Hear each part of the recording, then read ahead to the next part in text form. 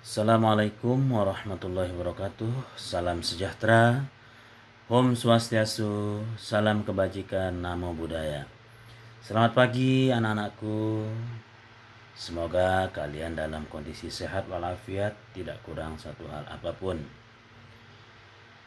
Anak-anakku, hari ini kita akan masuk kepada materi berpikir komputasi atau computational thinking. Computational thinking ini adalah metode menemukan pemecahan masalah dari data input dengan menggunakan algoritma tertentu, ya. Atau computational thinking secara berpikir yang memberi peluang untuk menguraikan suatu masalah menjadi beberapa bagian yang lebih kecil dan sederhana. Menemukan pola dalam masalah tersebut serta menyusun langkah-langkah solusi mengatasi masalah tersebut. Nah, sehingga mungkin bisa jadi kalau ada satu masalah besar yang tidak bisa teruraikan atau tidak bisa ditemukan solusinya, dengan computational thinking besar kemungkinannya bisa ditemukan solusinya, ya. Prosedur dan kinerja komputasi. Teknologi berkembang semakin cepat, laju perkembangannya seakan tidak bisa dibendung dan dikontrol. Penerapan teknologi dan peran serta komputer dalam bidang tertentu diharapkan mampu memudahkan dan mempercepat perkembangan atau kemajuan bidang tersebut. Dalam hal ini, metode berpikir computational thinking atau CT dipakai programmer pada saat menulis program. Sedangkan pemrosesan paralel atau parallel processing menggunakan lebih dari satu CPU untuk menjalankan sebuah program secara simultan.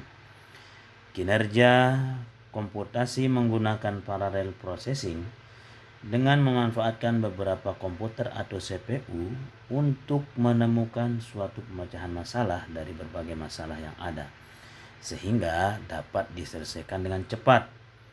Dampak dari parallel processing adalah membuat program berjalan lebih cepat karena semakin banyak CPU yang digunakan. Parallel processing computational akan menggabungkan beberapa CPU dan membagi tugas untuk masing-masing CPU tersebut. Komputasi paralel. Komputasi paralel menjadi salah satu teknik melakukan komputasi bersamaan dengan memanfaatkan beberapa komputer secara stand-alone. Bila komputer yang digunakan secara bersamaan dilakukan secara terpisah oleh komputer yang terhubung dalam satu jaringan, maka komputer tersebut disebut sebagai distributed computing, sistem komputer terdistribusi. Di dalam komputasi paralel terdapat teknik pemrograman paralel pada komputer memberi peluang eksekusi perintah secara bersamaan atau paralel. Di dalam komputer menggunakan single prosesor atau prosesor tunggal atau prosesor ganda dengan mesin paralel CPU. Hal ini pada umumnya terjadi pada saat kapasitas komputasi yang digunakan untuk mengolah data dalam jumlah yang sangat besar, misalnya pada industri keuangan, bioinformatika, dan lain-lain, atau tuntutan prosesi komputasi. Jenis-jenis komputasi paralel. Yang pertama, model tree computation. Pada umumnya, model jenis ini dipakai untuk algoritma dengan tipe branch and bound, tipe alpha beta search, serta tipe recursive divide and conquer.